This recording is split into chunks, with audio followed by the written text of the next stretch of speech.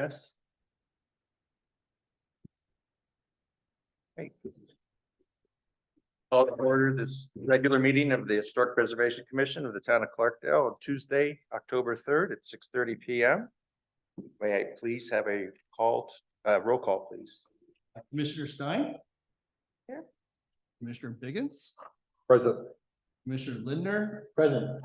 Vice Chair Gabbard? Here. And Chair Gibson. Present. Thank you.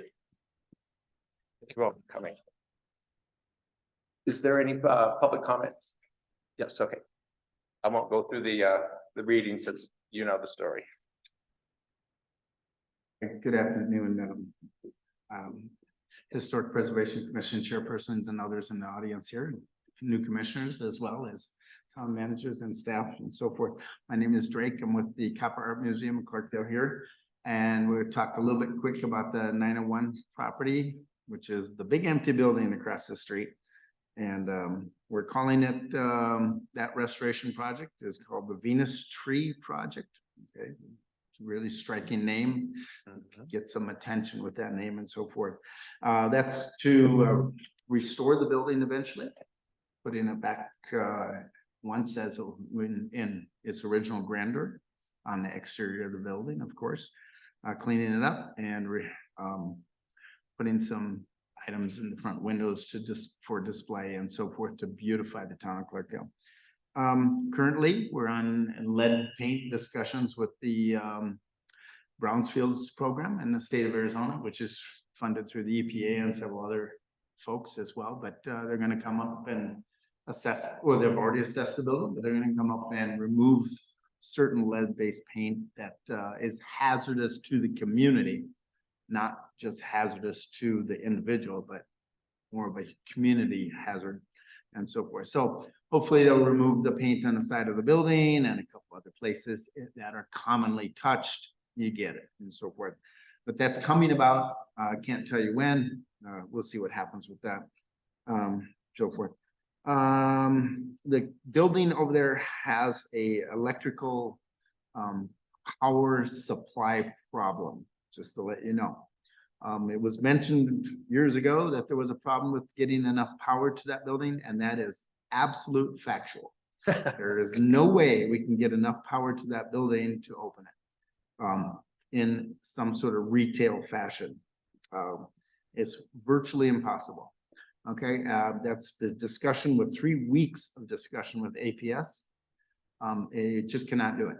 The reason why is because a transformer has to be placed on the ground because the amperage size of the transformer has to be placed in the ground.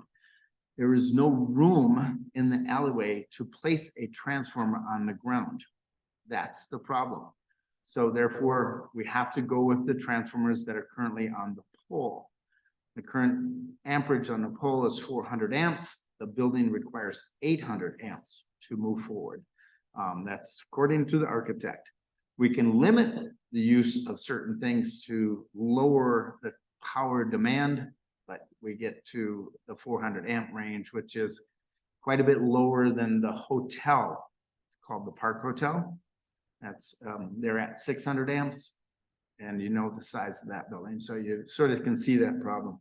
So maybe someday it'll come out, but it requires trenching. It requires under the road tubing and channeling and all sorts of stuff to get enough power to that building. So it's really a headache over there for that. However, the outcome will move forward. We're going to be putting the things in the windows like mentioned. We can open the building up in different capacities. It doesn't have to be a full retail thing requiring all that power. So we'll move forward with that and so forth. We are moving forward with the grants on that project, and the Department of Defense we're working with. I know it sounds crazy out in a little tiny town out in the middle of nowhere, but it's a big factor for the museum and moving that project forward. So we're working with the Department of Defense and other grant opportunities as well. I'll need a letter of support eventually from you, as I have to submit some sort of letter letting you know of awareness. They're more concerned about awareness today and to the broad general public dissemination. That's why I'm here tonight. The broadest possible dissemination, so everybody knows what's going on, not just certain groups of people know what's going on. So I had to come up here for that as well. That's about it. Just the project will start in March. That I do know. And that was with the Department of Defense will be supportive role in that and so forth. But thank you very much. Up until then, nothing's going to happen except for clean out, removal of stuff from the building, property that's owned by others or whatever. And we'll get that all out of there, and all non-structural type stuff will come out of the building as well.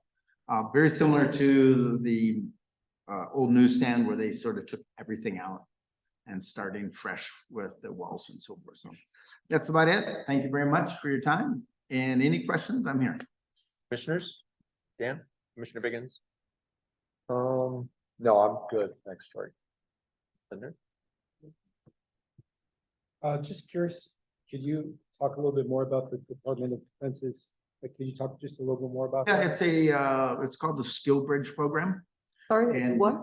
Skill Bridge. Oh, school bridge. Skill Bridge program, they provide service members to communities, towns, nonprofits, all over the nation.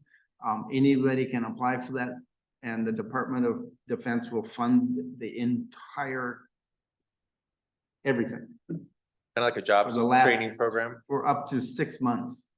Is it of focused on service. historic preservation specifically, or just work? For whatever you wish. It's for any business in the United States of America, to include all nonprofits. So if you own your own business, you want a service member to show up for 4 to 6 months, fill out the application. All you have to do is train them. There have to be some sort of outcome there. Right. Yeah, there's Skill got to be some training, and they have to be eligible to find a job in the future. Oh, it's pretty good. You know, it could train for a certain entity, a business, a company, and they just get hired after that. That's what it's about. So it's a really good program.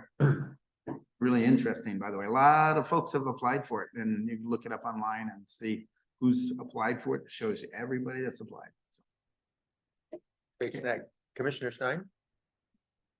thank you. Have you looked at or talked to the city about doing solar on that roof? On the one, Doing solar on the roof? you can't offset solar because it might not be usable at certain times. You know, that's how it came back. Thank you. Okay, next item is introductions. You want to, should I just There, give us some background on our, man, I got some news. So we have two commissioners to introduce tonight. The most recent appointee is Amy Stein. And Dan, we've never had you introduce yourself, even though you've been here a time or two. So I thought maybe now would be the time. So Amy, if you'd like to, or Commissioner Stein, if you'd like to start, talk a little bit about your background. How you got here, as much as you're comfortable with. right? You can don't have to just- tell us everything. Right. So you don't want me to start with EG? I believe your resume's You said that online, if you'd right? like. Your resume's public record from her interview, right?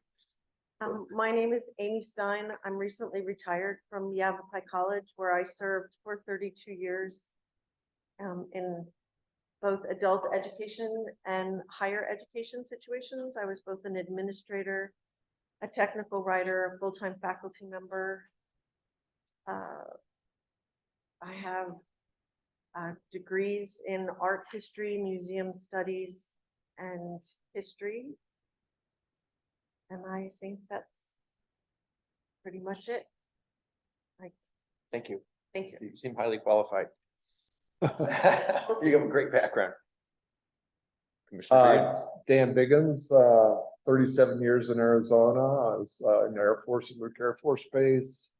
Then I got out, worked at Honeywell for 25 years, Motorola for 5 years. I moved up here 2 years ago. I'm retired. I volunteer at the Historical Society Museum as well as being on the board now. Love it here and then look forward to working on the board. Welcome again, both of you formally. Okay, the next item. Did any of the commissioners have any questions? See none. Okay, we'll move on to the next item, the minutes. We'll consider a motion to approve the minutes so we can have a discussion if necessary. I'll make that motion. Commissioner Lindner, thank you. Do I need a second? Thank you. Commissioner Bard, okay. Is there any discussion on the minutes from September the 5th, 2023?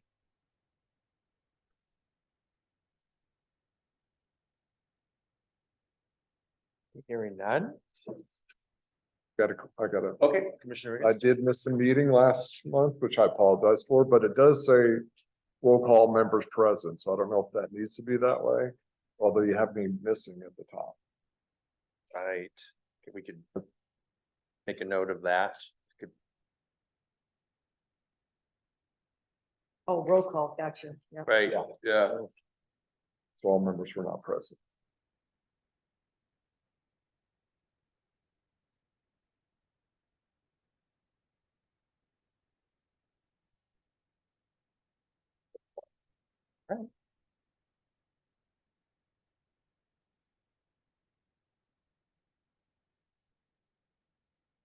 Okay, seeing no further discussion, all those in favor of approving the minutes as amended, signify by saying aye.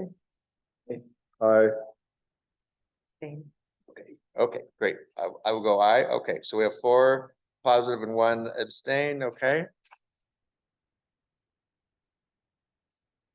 I believe you actually could vote, but I agree with your principle.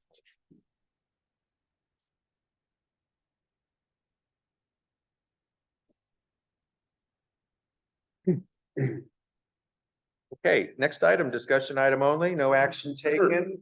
Historic preservation ordinance. We have a bunch of new material to review.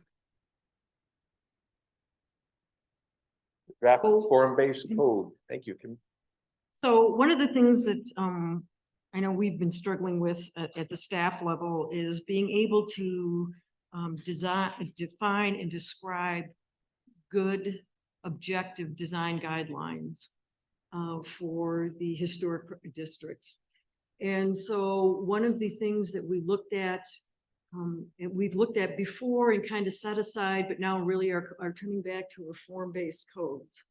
So this comes from not just being able to define clearly and illustrate the what it is that the town is looking to preserve and to protect in the downtown area, but also we're getting a lot of help from our friends in Phoenix with zoning codes and zoning regulations and so forth. And there's a real push on the legislative level, which is resulting in bills that have been adopted and new statutory requirements around clarity in zoning requirements and design review requirements, and that they be objective in nature and not subjective.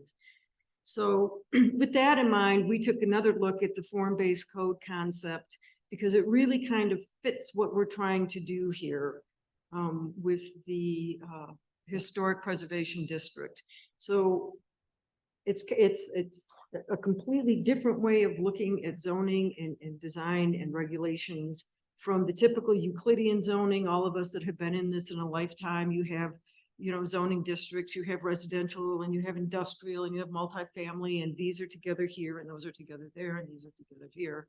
And the setbacks and the building heights and all of those things are very, are set forth in a zoning code. With the form-based code, you're looking first at the form, the mass of the building and how, and its appearance, and then looking at the use. So for a downtown historic district, that really is beneficial in the way that we design and administer a code, because now we're not talking so much about what use is allowed, but how the form of those buildings should appear and how they should be regulated.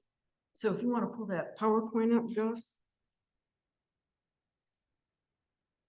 So we have a super drafty first draft here. Tom and I went through several different form-based codes. We looked at the one in the town I grew up in Michigan is well done and a good basis of reference. We've also looked at Flagstaff. Tucson's was a little wacky, but there are a couple of other communities that we're continuing to look at their form-based code so that we can refine what it is that we're proposing to do here, so that what we have will better fit what we're trying to do with this historic preservation ordinance. All right. So form-based codes are a development standard that provide clear and simple design regulations for the historic downtown overlay district. So why are we kind of changing horses midstream? Well, because this, I think, will give us a better tool to preserve the community's vision for historic structures and character and provide opportunities for high quality pedestrian-oriented mixed-use infill, reconstruction and new development that integrates with the existing built environment. So we're kind of, again, talking about bridging that infill, and we don't have a ton of infill opportunities, but we do have some. And if something happens to one of the existing buildings, this code would help better define what can be built in its place. So this is how a typical form-based code lays out. And so you can see that you start on the end where it says districts and kind of move, well, either way, starting in the natural transect where you don't have a lot of buildings or structures. It's just kind of how things grow. And then talking about rural areas and talking about how those buildings are sited on the lots, and how they appear and work with each other. And so as you go across this scale, it gets more and more dense, and there are more and more details regarding how these denser areas develop. So for instance, this is what Flagstaff has for their transect number 5, which is their urban center, their historic downtown. So they talk about the desired form that they're looking for, which is a commercial or a shop front, which is different than what you would find along 89A or in an industrial park. And then the general uses allowed in that district are for a vertical mixed use, retail, general commercial services on ground floors, residential or commercial uses on the upper floor. So we're talking about how that ground floor connection works with the public, with the uses that are in there, and then how the upper floors can relate to that use as well. Oh, back up one, Gus. Too fast on the trigger. So, and then the intent, we've already looked at some pretty specific intent language, and I think we can refine it a little bit better. It's not going to fit in a nice, neat little box because we're talking about a specific. This is Flagstaff's entire code. Their entire zoning code is form-based. So for us, we will be doing the historic preservation ordinance as a form-based code. And so we'll have a lot more language around what the intent is and what the purpose is. All right, next, Gus. So there's 5 main elements of a form-based code. First is the regulating plan. And that's kind of, that's a map. Here's the boundaries of this district, where this applies, any underlying zoning that's there, so that we're clear on exactly what we're regulating. The second is the public standards. And so really, instead of thinking it is kind of a public versus private thing, but what we're talking about in the public standards is really public spaces, right? So we're talking about what happens out on the street. We're talking about if you're standing on the street and looking at the facade of a building, how that appears. That's the public space that we're talking about. Building standards are next, and that's where we get into a little bit more of the detail about the features and the configuration of the building. Is it a 2-story, is it a 3-story? Does it have a parapet wall? Does it have a frieze on it? How many stories? And this is kind of where we work with, sometimes you have to work with what you have, and we have an underlying zoning that allows certain building heights and massing that we have to be able to schmooze into this. And so this is where we would talk about things, for instance, really in downtown, the highest building height we have is a 2-story building, right? So if somebody comes in, they're entitled to build up to 50 feet. However, Right, exactly. We have an illustration of that. So however, through the building standards, we can say, okay, you can go to 50 feet, but you have to step the building back so that this new mass is not invading the visual public space, and it's not overwhelming the mass of adjacent buildings. And then administration, we've talked in detail about that, about major and minor approvals. And then a definition section so that we're very specific about exactly what we're talking about when we're defining terms. So that everybody understands what exactly it is that's being regulated and what's not. So there's also some options that you typically find in a form-based code. There are architectural elements, which would be very important, obviously, in a historic preservation code, to make sure that we address all the options for architectural features, landscape, signage, environmental resources, and those are things, environmental resources are things like stormwater drainage and runoff and slope building and those kinds of things. And then illustrations. The illustrations is a section that I think would be specifically helpful for the form-based codes, because then people can see exactly what you're talking about. We have illustrations of, we already have some in there. For instance, this is a frieze, this is the cornice, right? But in more detail so that you can talk about exactly what these elements look like on an actual building. All right, next, Gus. So this is a good illustration of how these different guidelines work. So the first one is a conventional zoning, and this is how we regulate with conventional zoning. We talk about densities, we talk about uses, we talk about floor area ratios, setbacks, parking requirements, yada, yada, yada. And so what you really end up with using strictly conventional zoning is like a box, or as we call this, the birthday cake. So you end up with just this cake with nothing on it. So when we move into design guidelines, which Clarkdale has used for quite some time, you get some decoration around the outside of it, but nothing really changes in that core. When we go to a form-based code, we're now regulating the form of the structure and, again, how it interacts with the public and public spaces. So for instance, like we said, the central business district, which is part of what would be an underlying zoning district for a form-based code, we have maximum building heights, lot sizes, setbacks, so forth. We have to be mindful of these, of course, because Prop 207 says we can't do anything to diminish anyone's value. So we have to have that delicate balance between retaining these as much as we possibly can while still being able to ensure that any infill or new development fits into this built environment. All right, next. So here's just in the downtown only, the vacant lots that are currently exist and that could potentially be developed. So we have the large yellow block fronting Main Street, that's the tennis court. Behind that, there's part of the parking lot for the Clarkdale Lodge. There's the parking area next to the Main Street restaurant. And then there's the parking lot for the 1012 Lounge. So really, why do we talk so much, when we're going through this, why are we talking so much about infill and new development? Because these really are the areas where that is likely to occur and would have the most impact on the historic district.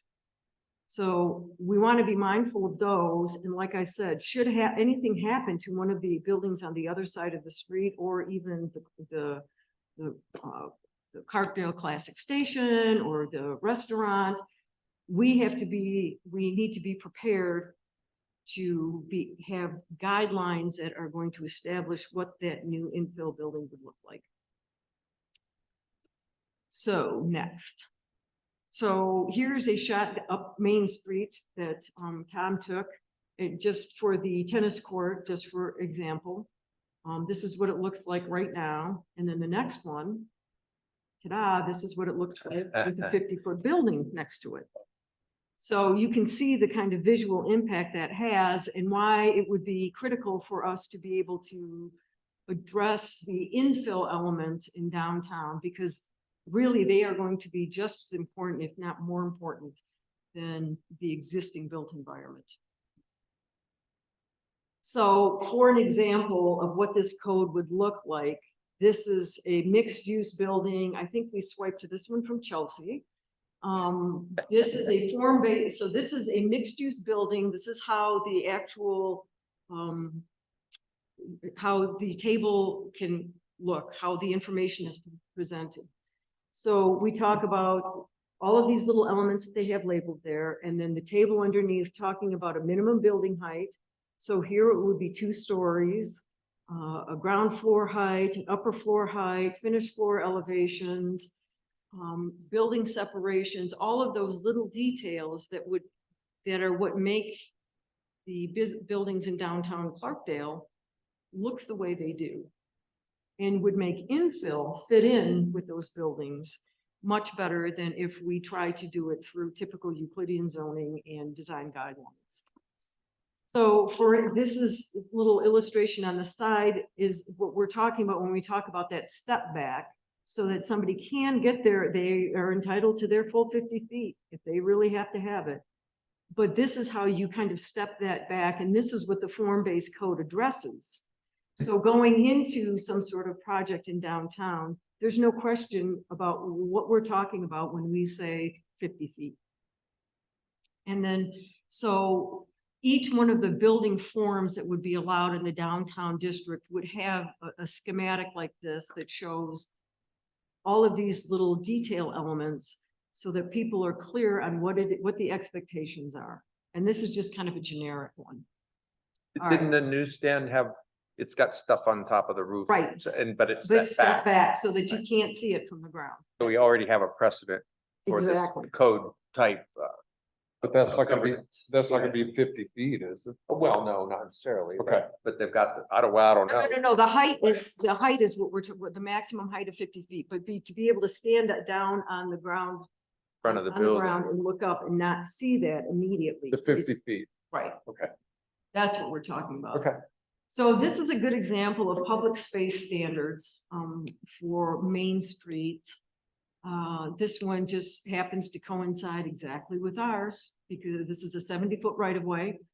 And it shows you a cross section of how that 75 feet breaks up, where you have the facade of the building, and then you have a 5-foot section where all of your patio and overhang are, and then a 5-foot section of walkway, and then a 5-foot section for street trees, lighting, benches, all of those kinds of things.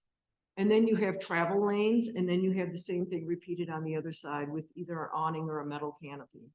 And then on the bottom, you have the same thing as an aerial view showing, again, the awning out to 5 feet, the street trees, and the metal canopy on the other side. And so how this public space is configured so that everybody understands if you're going to put in an awning or if you're going to do a sidewalk cafe, here's how this space is divided up, and here's where you can put your cafe, and here's places where you cannot.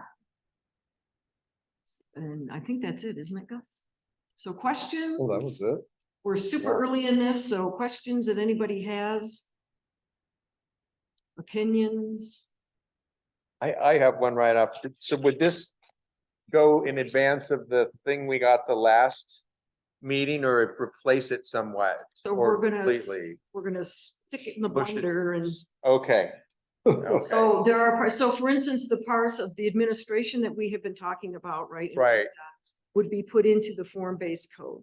The format of that will fit in with everything else in the zoning code, but we'll be pulling some of the work we've already done into the form-based code so that we're not wasting all of that. Okay. Because we put a lot of time into that stuff. I know, that's what was my concern.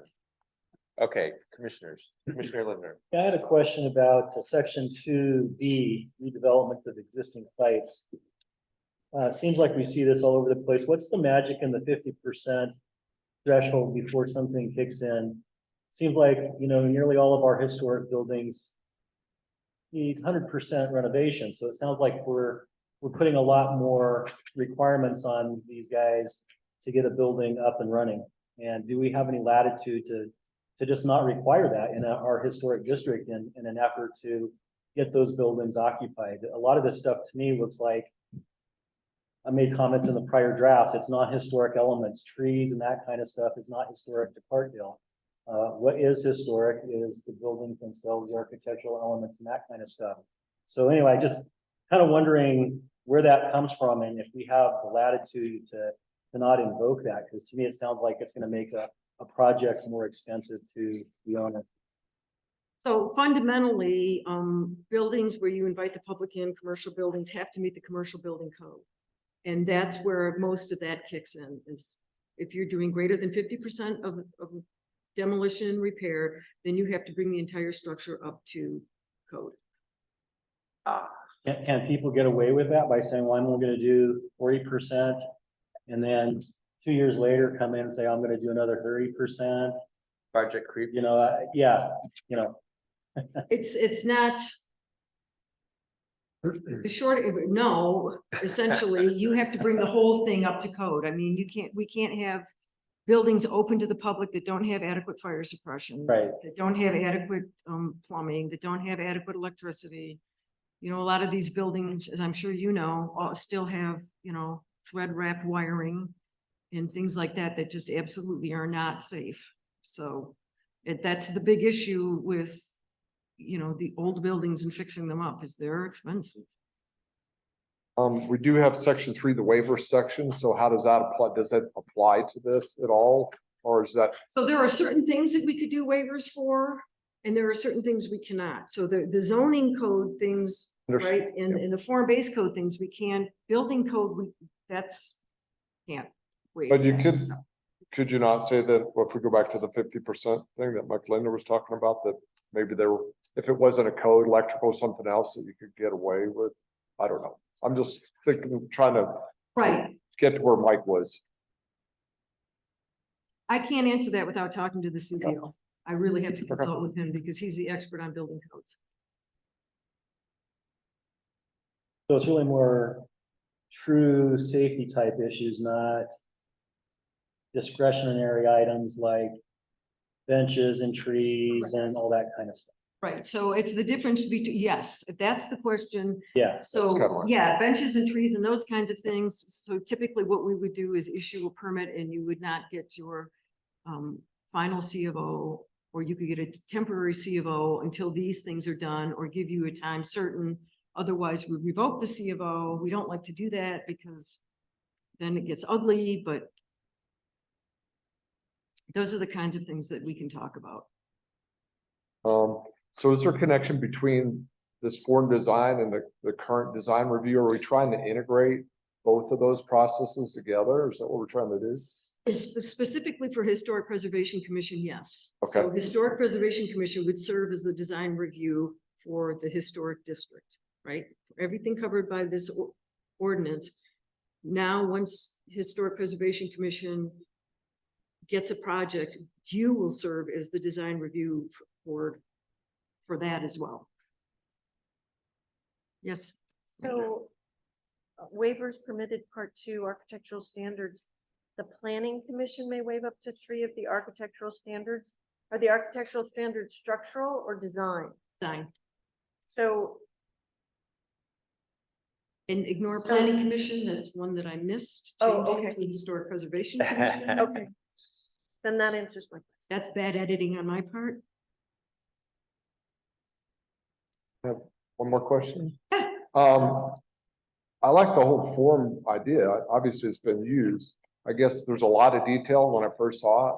I just wondered, has there been any feedback from other towns about how the investors and the people have to go through this process, about how cumbersome it might be? Is it, you know what I mean? Is it making it more difficult to go through the permitting process and everything else based on the detail or not? Actually, it's a lot easier. Okay. Because we have drawings and photos and illustrations of, this is, like I said, like the little thing we had with the setback, the step back building.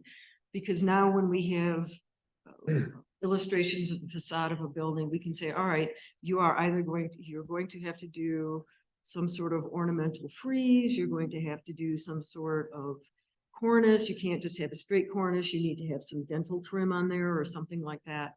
So we can illustrate those much easier and people can see them rather than just another list of things and you lose track of which page you're on because every single page says the same thing. So it's really trying to shift from, you know, these lists to here's what we want it to look like. And I would imagine, I would hope it would make the process quicker because it seems like there was a little bit more vague guidelines before, so somebody come along and say, oh, this looks good, and then it's, oh, no, it doesn't. And then we're going back and forth on some of these things in more detail. Maybe. Ask Tom about the sign at the Hermosillos and the back and forth we had with them on the design guidelines for that. I mean, it just went around and around and around, and it's Okay. really for staff to be able to say, you're gonna build a building or infill in downtown Clarkdale, this is what it has to look like. Great. These are the elements that we're looking for. Thank you. Commissioner. Yeah, so the example that we have for the setback, it sounds like that was for a taller building. I can think of two examples of setbacks, one in Jerome, one in Cottonwood, where the buildings are significantly set back and they actually look out of place because of that. So is there a maximum setback? So what we're talking about in form-based code is a build to line. So you have to build to the property line for Clarkdale, which is the back of the sidewalk, right? You have to build to that. If you want to have a courtyard or something, then that's a variance that you have to ask for from that code. When we talk about setting things back, we're talking about anything over 2 stories, that gets pushed back, but not the bulk of the building. Okay, so we're not encouraging people to set back 30 or more feet like some of those that you've seen. No. Neighboring towns, okay. No. Not at the ground level. Not at the ground level. Upper stories that you can push back, but the ground level needs to be right at that 0 lot line. Commissioner. What's the contractor's role in working on this and transitioning from? So we're working at this with staff right now. We're done working with the contractor. And we've gone through all of the work that we've done. We've done a lot of editing to that. But this we're really going to focus on at the staff level and trying to work through this because I think this really is a much better fit. Okay, so just so I understand, the contractor is not, we're not in a contract. We're done. The contract's complete. We're done. Okay. So we're gonna be the final reviewer on this. Right. So this is something that we'll be coming back to you with sections of, all right, this is how this is going to look. Here's the illustrations and that kind of thing. And kind of walking through the process and having input from the Historic Preservation Commission on how this will look. And then taking the draft through the approval process. Okay, so what's our timeline now then?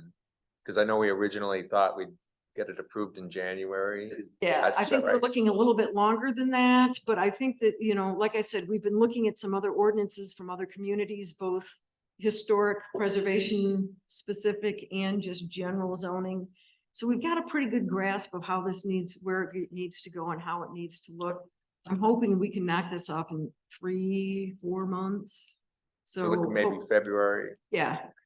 In my fantasy life, yes.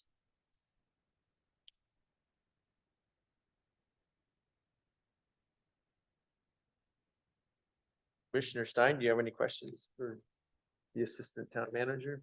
I do. So the process for making contributions to this draft document, how would you like for us to proceed if we notice in something as simple as a grammatical error or? You've got another academic on the commission. You're gonna- Bad editing. I'm thinking of myself as a scholar and not an Okay. academic. Thank you for that. Appreciate that. How would you like these contributions? So really the best way for us to do this, I think, is if you want to just send me red lines. I think that is the best way to do it. And then we can come back and say, all right, here's where we started. Here's the red lines. Here's the suggestions that we have. Yay, nay. Staff thinks yes, staff has concerns about this part. Can we clarify more? I think, you know, grammatical stuff like punctuation and all that. So, because I know where you're coming from, you're gonna get into APA mode and go, wait a second, those verbs don't match up. Actually, I don't work with APA since you asked, but more so, organization organization to make it clearer. I'm sure that there's a jargon, a particular jargon and organization that's used. But there are times where it seems like some information is superfluous or repeated, and if it were just within its section or subsection, but just reorganized for Yes. continuity. I don't disagree at all. No, we're painfully aware of how disorganized it is right Right. now. However, we probably want to caution before you might want to dive too deep at this point is you're going to be doing a lot of blending still. Right. So that, don't spin your wheels on it too much. That's, yeah, I mean, if there are things, if the grammatical errors, or if you have, like for the form-based code portion of it, you have things that you have questions about or would like to elaborate on or have I'd be happy suggested to point out language. one right now, so if you could give me some guidance. How, Yeah. how would that be? So it's just one particular section where, as opposed to including the negation at the end of a subsection, I'm on page 9 where it says the base facade. Uh-huh. And so it's, in historic architecture, there are registers, the first floor is the lower register, second register. But you talk about the base facade and you have a base facade, point 1, point 2, and then it says, if a one-story building is proposed, no historical delineation shall be necessary. In part B, the middle facade, which you wouldn't have if you were a one-story building, it said a one-story building is proposed, this section would not apply. Perhaps we would just have a section on one-story buildings and rattle them off and then talk about two-story buildings. Those would be my kind of comments that Yes. would make it easier for someone. That would be wonderful to have those, because then I'm not going through and we can correct the language first and then merge the two together. That would be my kind of contribution. Right. I mean, if you have comments for what we've already done and for the form-based code, and you want to send them to me, then it's much easier for us to work through those and then merge them than to merge them and go back and forth and back. It's a messy process. Yes. Not to put you on the spot, but like, when do you think that this blended up version would be available for us in some form or another? Because it's hard for me. I just read this section. It's hard for me to picture what the rest of it looks like. So Sure. it would be nice to see all of it. So, see, today's the 5th. I think we could probably get something, a good chunk of it by the next meeting. So at least enough so you can see where we're going with it and what the changes would be and how it would be ordered. Thank you. So this would be the proposed ordinance, the last proposed ordinance draft.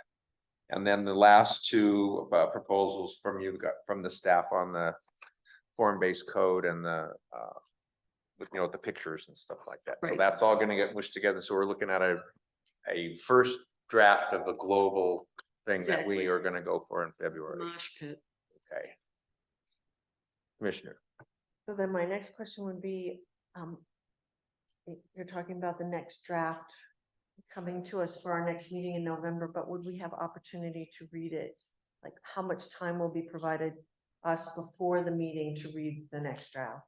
We can send out an interim draft if that's of interest to everybody. Just remember, don't share, do not reply all. Just send it back to me. And then I can send out all of these different versions. So that we're keeping them straight. The only thing you have to remember is that we have to give all our work in 2 weeks before the meeting. Right. So from this point on, we have a couple weeks. Right. Put this together. I mean, we can stave it off a little bit. We can stave it off a little bit. Whatever we give you in 2 weeks, we're gonna have a lot more, 2 weeks more, so Okay. don't, it's And I do our can, best. right, we can certainly, if Vice Chair Bard had comments, we can kind of fiddle with those and send it back. Is this what you're talking about? Right? Is this what you're looking for? As opposed to waiting till the next meeting and then. Right. These are the corrections that we've received. Yeah, if you see anything glaring or something that's not in there that needs to happen, then go ahead and shoot it over to Ruth and then We have we'll email. keep it going. Yeah. That's what it's for. So once Need the again, process. just for clarification, you're merging the historic distance district ordinance, section 3-170 with the language from the draft form-based code. Right, so it's Okay. probably going to be One, form-based code with the elements from the historic preservation ordinance plugged into it. So Got it. like the draft of the form-based code that you got does not have anything about administration. So we'll Okay. just take the administration out of the one we've already done and put it somewhere in the form-based code. understood. Thank you. And if you have any questions along, you can contact Ruth or get a hold of me. Understood. Okay. Great. Was there Alright. anything else, sir? That's it. Did anybody else have any more questions for Ruth? Okay, thank you. Okay, item number 7 then, future agenda items. We still, I think from the last meeting, we had a couple of items. We were still interested in the Bitter Creek Bridge and the bandstand. So we could put those on the future agenda item. Is there anything else? Just one thing on the bandstand, we will probably be scheduling a joint meeting between Historic Preservation Commission and the Town Council to review when we get the final report from the engineers. So I'm not sure when that will be yet, but it'll be Really a thing. soon after we get the report, you mean? So it will be like an emergency. It would be a special meeting most Okay. likely. Especially now we're getting into the end of the year with Thanksgiving and Christmas in November and December. That Yeah. kind of cuts out that second meeting in the month. Right. So. Okay, that's good to know. And anything else, Commissioner Goodbar? Commissioner Linder and I have been working on and off on interpretive signs, or if we could maybe put that on the agenda. for next week. Great. Interpretive signs? Oh, good. Yes, thank you. I'm supposed to be on that committee. But, you know, it's 3 makes a thing, so can't do that. Okay. Commissioner Stein, did you have anything for a future agenda item? No, sir. Okay. Please don't call me sir. Commissioner Biggins? No, I have nothing. Okay, Commissioner Lindner? Okay. All right, well, we've got, all right, Bitter Creek bandstand, although that might happen sooner than we get back to it. And then interpretive science. I don't have anything to add to that, and so I will entertain a motion to adjourn. Okay, I motioned just to adjourn, and then Commissioner Science seconded. Okay. Sounds good. And that's at 7:17. Ooh. Record time. I think we, yeah, did we do that? Okay. Yeah. Go back and look. Okay, great.